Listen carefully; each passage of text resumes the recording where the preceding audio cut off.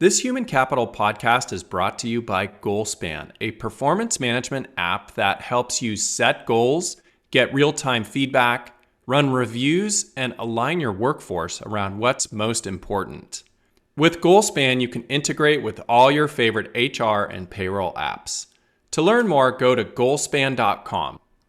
Hi, everyone. I'm Jeff Hunt, your host of Human Capital. I am so grateful for the opportunity on each show to explore the deeply human aspect of work.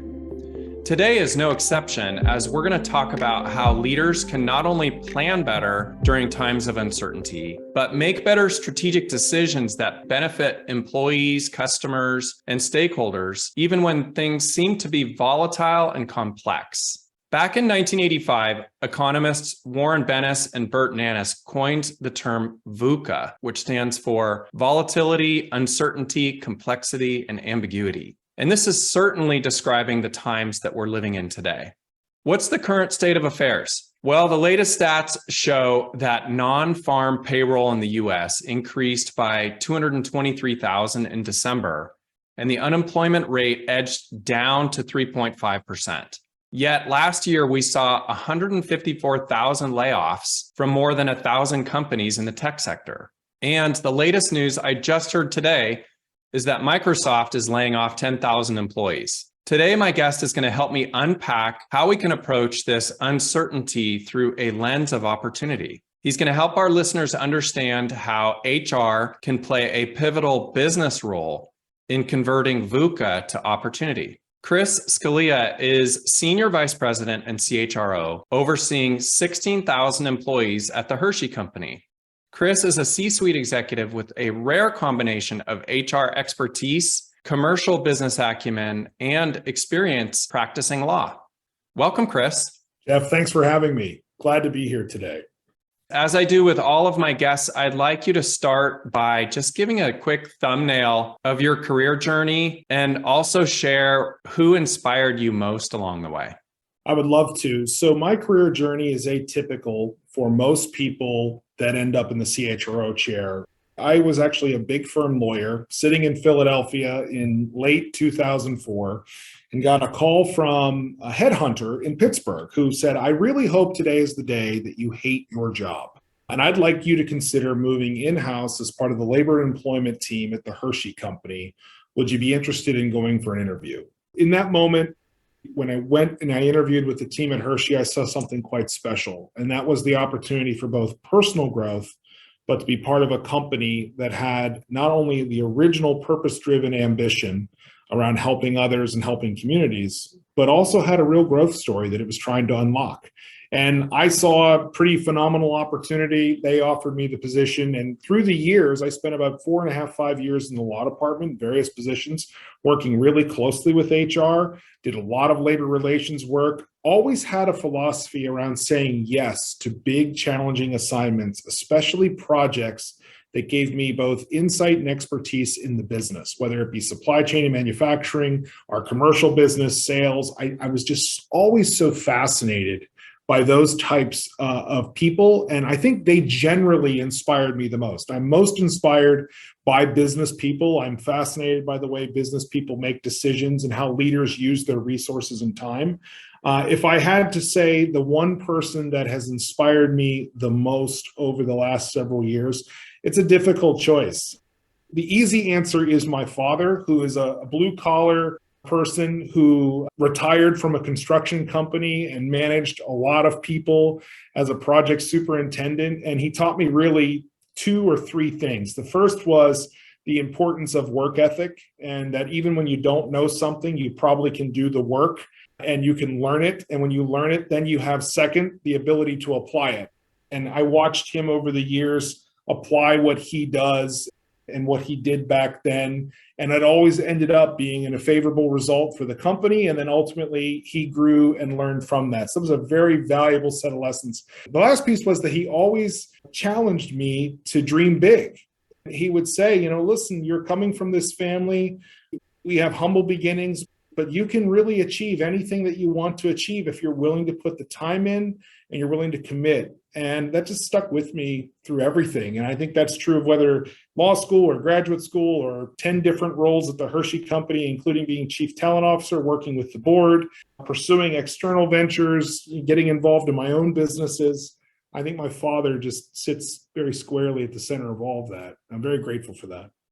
What a great example and inspiration. And I love how you shared how over the course of your career, the game changer was leaning into large projects, which stretched you and helped you learn about the different parts of the company and overcome obstacles. And that's just such a lesson for everybody, right? The one piece of advice I would give any person considering the type of change that I personally made several years ago, it's really important to have no plan B.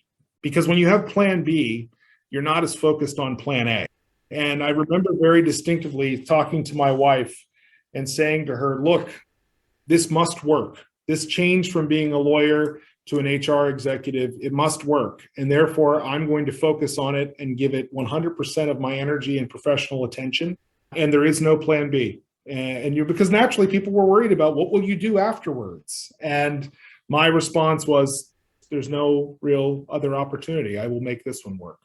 Well, I'm sure, Chris, that our listeners are wondering, how can you not be eating chocolate all day when you're working at a candy company? What's your secret? The secret is that you have to put at least some time into your day for some snacking. Hershey is very fortunate to have over 80 brands, including some brands that are in new categories like salty, where we actually have Skinny Pop, Popcorn, Pirate's Booty, the Cheddar Puff, as well as now Dots Pretzels. Those are 3 of the 5 fastest growing snack brands in the United States.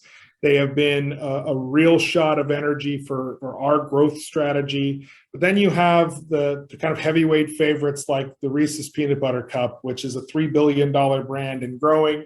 Of course, Hershey Kisses and the Kit Kat brands and so on. I find the easiest thing to do is just accept that you're going to have a few snacks in the day and plan accordingly. And, moderation is your friend. And if you think about that and you apply it to all things in life, it really is a prescription for happiness, in my opinion. Good strategy. In our intro, I mentioned a lot about the uncertainty that exists today. And oftentimes, leadership teams are spending so much energy trying to manage risk. It seems like we're also seeing many examples of companies that have tended to overcorrect in the midst of risk. And so my question for you is, how can we as business leaders make better decisions to not overcorrect in the face of economic pressures? Probably more prevalent discussions going on in boardrooms or in management suites, and certainly among leadership teams. So for me, I think it comes down to, do you have a clear picture of what the growth objective is? What opportunities have been presented to you by this change in context? And what are the things that are truly structurally changing? And in this regard, I do think there are 3 things that are structurally shifting. First, the nature of work itself is accelerating both from a technology standpoint, but also from a human standpoint. And those 2 concepts are naturally in conflict with each other, and we can dive into that. Second, I do believe supply chains and the concept of supply chain in the way that it services any business. I do think supply chain and having expertise in supply chain is going to be a differentiator for companies going forward. It's just too far gone in terms of cost management, inflation. So that's pretty important. And then lastly, I do think the structure of leadership is different. And we've asked leaders for a long time to stay out of a person's personal affairs, to not ask how they're doing, but make sure that you're not creating some false liability. Or we've asked people to keep the personal lives and the needs of people reasonably at bay.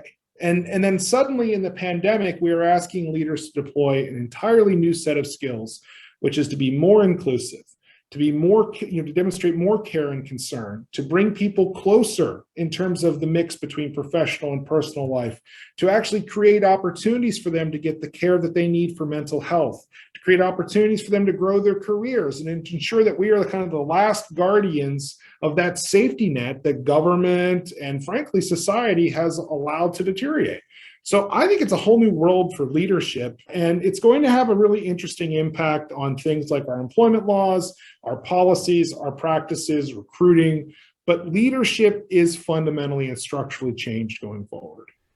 And I'm just reflecting on what you said about connecting with people, because it is a new skill set and it seems to be more effective when leadership teams and executives can be explicit about the importance of that connection. And it truly makes sense, because if my employees know that I care about them personally, in addition to professionally, and how they're performing on their job, they're going to be more engaged and they're going to be more likely to step up when it's needed. And also, if I have a higher degree of empathy and compassion for whatever they're going through, which is unique for each person, that also affords me a more fulfilling workplace, doesn't it? Yeah, I actually think it's probably one of the more pragmatic pieces of advice to your listeners on avoiding overcorrection. So much of the decision-making now, whether it's in the C-suite or on a leadership team, or even if it's at a much higher level, if it's a question of macroeconomic factors, those decisions are all about context.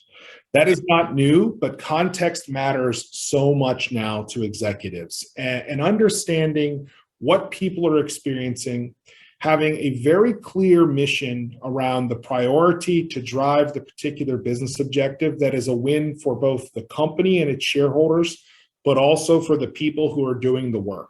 I think that context comes only from pretty immersive listening, whether it be at the macro level, to the broad base using labor statistics and so on across the various places where you operate, but really within your function, and then within your team, and then within those one-to-one relationships. But Jeff, honestly, none of this is actually new. It's been amplified by the current circumstances and frankly, the needs of people. And so one of the things I'm thinking about is, in the intro, I gave these statistics about how you've had these layoffs in the tech sector. There's tension between that and the low unemployment rate. What people don't realize is that the tech sector actually, I think, only accounts for maybe 2% of the total employee population in the country.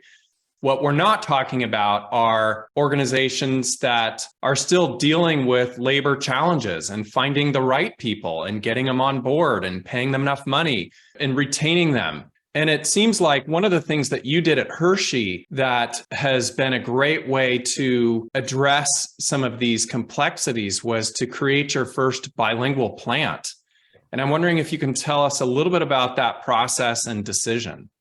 So we are certainly not immune to some of the challenges that the manufacturing sector. One unique thing about Hershey is that we're almost actually 19,000 employees now. Wow. Over 80% of those employees are resident in manufacturing facilities, and they're part of our manufacturing team. And that is truly the lifeblood of the Hershey Company. If you look at the most critical group of roles, it really is manufacturing, and then our retail teams that are out moving the product for consumers and for customers. When you look at what we've faced, there are two interesting dynamics. One, are you actually addressing the convertible market that is available to you? And I'll get to what our bilingual initiative is part of that. Second, are you creating the type of experience that both culturally and from a sense of my own personal need state, is that experience consistent with what I need and my culture? And that was the beginning of what is called Project Say Hola, which is a bilingual initiative that was created in our Hazleton, Pennsylvania facility. And let me just go through a few of the details. So we were having very substantial challenges getting either enough applicants who could meet the minimum qualifications for manufacturing, or even folks that were able to remain in the job, but they would actually refer other people. And what we learned is that 25% of the marketplace surrounding the Hazleton manufacturing facility was actually first Spanish speaking and of Hispanic culture. And yet our applications were in the single digits. And our key insight was, well, of course, that's exactly what you could expect. Your entire facility is in English. All of your screens, your snack choices in your cafeterias and your meals, the handbooks, all of the safety guidance, everything that you see that is on a person's shirt, the guidance that they receive from managers, all of it is in English. And so the message that you're sending to this Hispanic community is in fact that you're not Hispanic friendly. Well, back to the point around my need state and my culture, we know that in Hispanic culture, that is a very considerable recommendation. Whether a person would recommend another place to a member of their community is the difference between a person applying and ultimately joining the Hershey Company, and then, of course, a person remaining. So we took an effort to not only go through and create supervisors, bilingual support in each of the overall business functions and support centers inside of the plant, bilingual signage, screens, and it's an ongoing effort that we are looking to make into a repeatable process and play across all of our manufacturing centers where we have that same convertible market.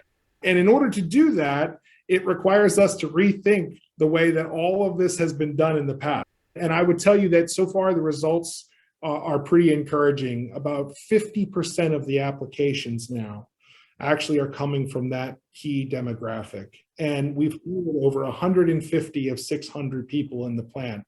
150 of them are now from the Hispanic community and linked to that Hispanic culture. So we are feeling good about where we're going. It is not easy work. It was a challenge for us. I think it's a bright spot in what has been a very challenging manufacturing environment. But so far, it's a win for the right thing to do. It also fits very squarely within our ESG agenda as well as our DE&I agenda. So I can't say enough about the people that have executed that program. I think it's now a question of scale. Chris, talk a little bit about the concept of integrated planning and how you use this at the Hershey Company. Integrated planning is the concept that you could bring all dimensions of supply, of consumer demand creation, as well as your overall customer planning, the ways that you fulfill the needs of the customer, your unique customer programming, that you could bring all of that together into a data-driven and analytically derived way so that you can look at it and say, look, this is what we know to be the numbers. And so much of this is frankly, relegated over the years to past practices.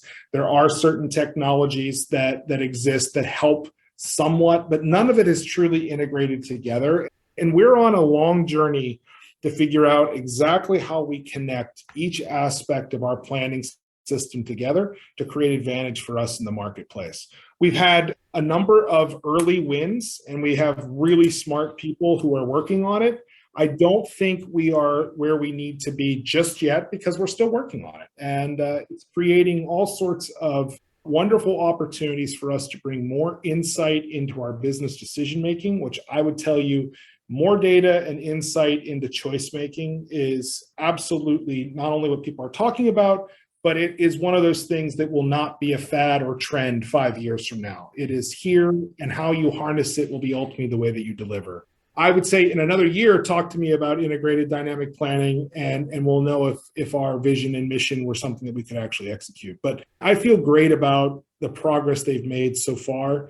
It is absolutely, without question, paramount to our business that we are the most effective at planning we possibly can be. Products companies live and die on planning. And those that do it really well are going to be not only superior in their marketplace results, but frankly, with the consumer and the customer. And other than our employees, those are the two most important stakeholder groups. It sounds like what you're saying also takes into consideration long range, medium range, and short-term planning time horizons, right? It sure does. And the thing that from an HR perspective that is so critical is to understand the talent gaps that type of approach and strategy creates. The other thing I'm thinking about with regard to planning is the importance of aligning outcomes with vision, mission, core values, purpose. What are some ways that you've successfully done that? And by the way, that to me seems like the most compelling messaging for every employee, because if they understand your vision and where you're going and why you're going there and what you're doing and what sort of behaviors are you promoting and encouraging in the workplace in order to accomplish these objectives and your actual purpose, then they are going to be significantly more engaged, right? Absolutely. Look, I could spend 2 hours with you and we could be talking about the ways that we're looking to use culture as a competitive advantage. We're very fortunate. Hershey as a company is one of the few companies in the world that can say, when you are buying one of our products, you are directly impacting the life of a child at risk who is either on his or her way or already at the Milton Hershey School. What I love about the Hershey Company is that we so rarely, if ever, tell you about that in order to sell products. That's not why we exist. And so our purpose is more moments of goodness for consumers and more moments of goodness for children at risk, our communities in which we live and work. And our people, when you meet them, they not only, I think, quite vocally celebrate that purpose, but they also live it. And that's, I think, so critical to the way that you align your business, is that the people who walk in the door understand your purpose from the very beginning. They identify with at least elements and pieces of it, if not the entirety of your purpose. They see themselves in that purpose. They can relate to it and they can connect their work. And then they have the ability to go ask questions around things like strategy or your long-term algorithmic ambitions or how you create total shareholder return.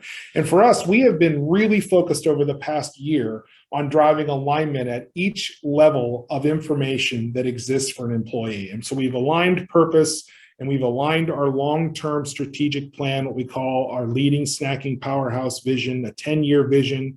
We're clear on our mission to deliver #1 TSR among our peer set 10 years in a row. We're clear on how we make that work and the 4 elements of the strategy, the behaviors and the skills that we'll need, the transformative leadership that we'll need. Where I think we have an opportunity, and this is what we're working on right now, we have to make this resonate for not only the folks that, the 80% on the factory floor, they have to see all of this in the work that they do. But we also have to make it resonate for all of the people who are even thinking about joining Hershey or might have never thought, like I was, to join Hershey. And so I think we've made incredible, wonderful progress. I'm proud of the results we've generated. I'm definitely proud of our people and how we've navigated not only the pandemic, but frankly, using our culture as an advantage. I'm really proud of our senior management team. Something I love to talk about is our approachability as a management team. We joke often how years ago, you might not have walked up to a member of the senior executive team, and now people are moving through the executive wing and we're out talking and we're on stage and we're making fun of ourselves and having fun with something that should be fun, which is winning and winning at a great company. And so I do give all of the credit to our CEO, Michelle, and our management team, my colleagues, but most importantly to our people. It's not something that you can go and create selection criteria for. No. You have to buy into it and believe it. And if you do, typically you join and you stay. But that last piece of getting to the factory floor is mission for 23. We've made progress in 22. We have more work to do in 23. That leadership and executive accessibility and transparency is so much more enticing to employees than the closed door strategy where they're always wondering what shoe's going to drop. And so anyway, I applaud you and your leadership team and Michelle as well. Chris, when you think about the people team at Hershey, what would you say are the greatest strengths and what are the biggest growth opportunities or challenges that you're facing? Yeah, I always like to tell my team that our mission is to advance value. And value means for the shareholder, ultimately in our profitability and our revenue per employee. Value means for our employees in creating the right experience that resonates with a broad audience for generations. And value means for each other. I admire our people team, our HR team, so much. They are tenacious. Their greatest strength is that they truly understand the business and they're able to apply the craft of HR and the latest thinking, the data and the insights to that business to generate a very valuable outcome. There's very little room within the HR team for not understanding our business and not being able to apply what you know and you're an expert in. We have phenomenal workforce analytics capability. It's sometimes scary to watch it in action. And the types of decisions that I might have made before the benefit of workforce analytics. So another strength for us, we're darn strong at internal talent development. 90% of our executive team was raised from within. Over 85% of our vice president team was raised within. I had 10 development assignments. We have pushed that pipeline lower into the organization and now have the top 200 at the manager and below level. In manufacturing, we have a very different bent on the way that we approach development, which is we want you to be great at your role. We want you to have a great relationship with your leader. We want you to see opportunities to improve your skills. But this kind of linear progression to the C-suite, we really want you to enjoy being at manufacturing and being part of that team. It's, like I said, the lifeblood of the business. So we're really good at that. And I'm thrilled with the progress we've made in our DE&I agenda. I think we've added accessibility to our agenda. We've been really real with folks on the results. We've talked with our leaders about how we're doing. We've earned accolades that we didn't apply for. As far as opportunities go, our biggest opportunity is always going to be prioritization. It's probably from their overly ambitious CHRO, but also this is a business that is filled with people who obsess on excellence. And when you have a business that is filled with people who are relationship-based, who believe in excellence and hold each other to a higher standard, they tend to do a lot. So I find that the mission for CHROs, for executive teams, for our CEO is just really constantly checking the prioritization meter to ensure that we're as focused as we need to be. That has a whole new connotation now, because it actually directly affects well-being. And I don't know that we have that completely figured out yet. In a period of phenomenal growth for this company, we're working on it. And it's something that I think we're getting better at. I want to see more in 2020. Well, and time is the most precious commodity. And so learning how to prioritize that time spent, I can understand why that would be such a key thing for you. And honestly, Jeff, so much of learning how to maximize one's impact is, yes, around the concepts of time management and prioritization and so on, but it's often in the art of saying no. Right. Teaching people how to say no to things, especially in a culture of relationships, is especially challenging for us. Understanding that no is not a personal no. It's a no because I have other more compelling things to do. I think our corporate communications team has just done such a wonderful job of bringing our leaders to the center of the dialogue, making sure that they are informed, and then sharing with them where we're taking the company, why we're doing that, how it impacts them. I think our leadership teams during the pandemic and beyond have rallied. Two things will have saved the Hershey Company during that period of darkness. Number one will be our leaders, and number two will be the mighty work of our supply chain and manufacturing and retail teams. When all of this is said and done and we move on to the next VUCA moment, we will look back on this period in our history and say those groups of people, forget what they do, but those groups of people, they protected not only the Hershey Company and its value, but the people in it. And I'm darn proud of them for that. And I know that's what history is going to say. It's a very impressive testimony. Don't take my word for it. Yeah, exactly. You ready to switch into some lightning round questions? I love lightning round. Let's do it.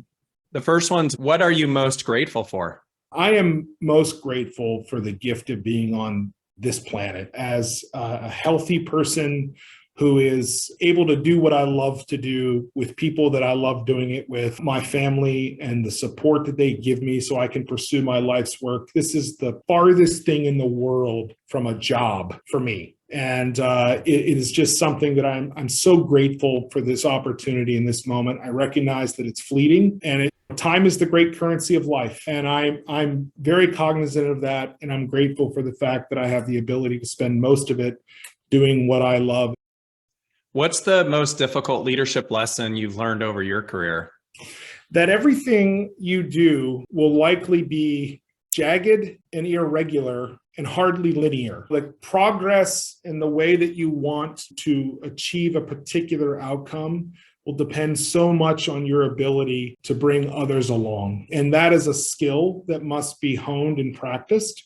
And if you expect that your journey from start to finish on some major change initiative or a particular growth ambition or an HR objective for growth, if you expect that to be linear, if you expect your own development to be linear up and to the right, probably going to be disappointed. And that lesson, plus the lesson of no matter who you are, you must have miles on the odometer. That's not necessarily to develop expertise. I'm not sure I buy into 10,000 hours from a science standpoint and so on, but miles on the odometer is what gives you the great experiences that when something truly volatile happens or something uncertain happens, you have the ability to draw on those experiences. And I had to learn that the hard way times throughout my career. Bring others along, and you just need to have done it before in order to do it right next time. It's the voice of wisdom. Who is one person you would interview if you could, living or not? This is a great question. Living or not? Oh my. I would really love to speak to Barack Obama.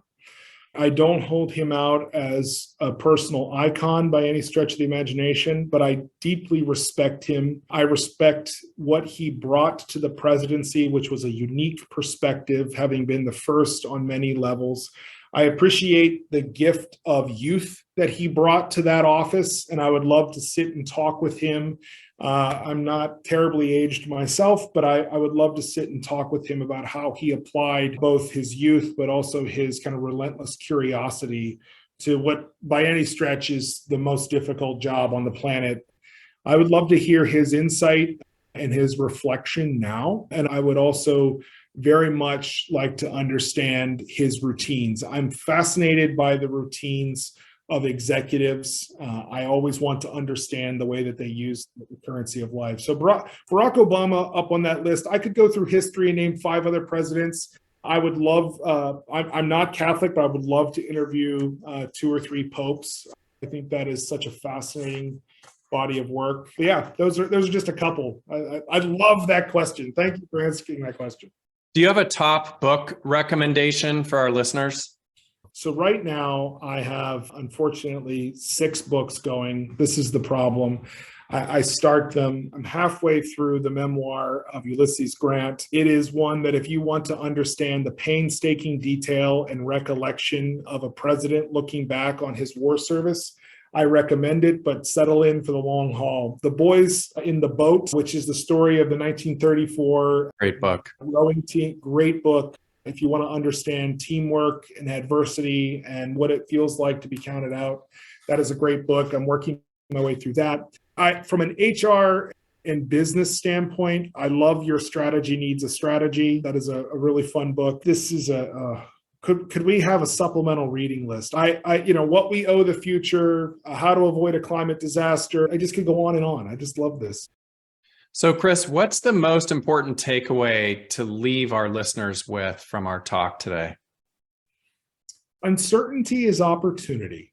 And the role of a corporate executive really has multiple facets, but the most important is how to figure out what that opportunity is and realistically achieve whatever opportunity is present. And I think the key takeaway around uncertainty or volatility or any of the things we've dealt with is that you're not the first to have gone through this. You certainly will not be the last. Let's hope you're not the last because humanity's in for it.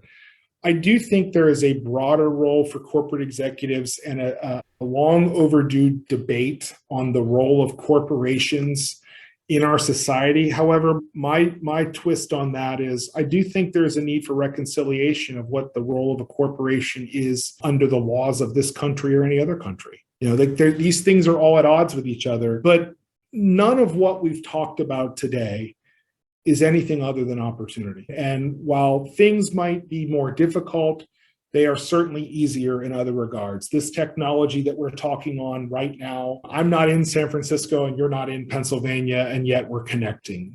No question, the boundaries of travel have been expanded. Virtual reality, augmented reality will make experiences which not only fuel the currency of time, but frankly make it meaningful. Those will be much more accessible to people, inclusion, all those things. So while some things are more challenging, there will be things that are better, and it's the role of the executive is to truly figure out that opportunity. And then to execute. So much of it is about the execution. I just think this has been a wonderful conversation, and I'm very grateful for it. I'm glad that you thought of me. Well, Chris, thank you so much for bringing all this wisdom to our listeners today. I really appreciate our conversation. Jeff, thanks a lot. Thanks to all the listeners. Thanks for listening to Human Capital. If you like this show, please tell your friends and also take the time to go rate and review us. Human Capital is a production of GoalSpan, your integrated source for performance management. Now go out and be the inspiration to other humans, and thank you for being human, kind.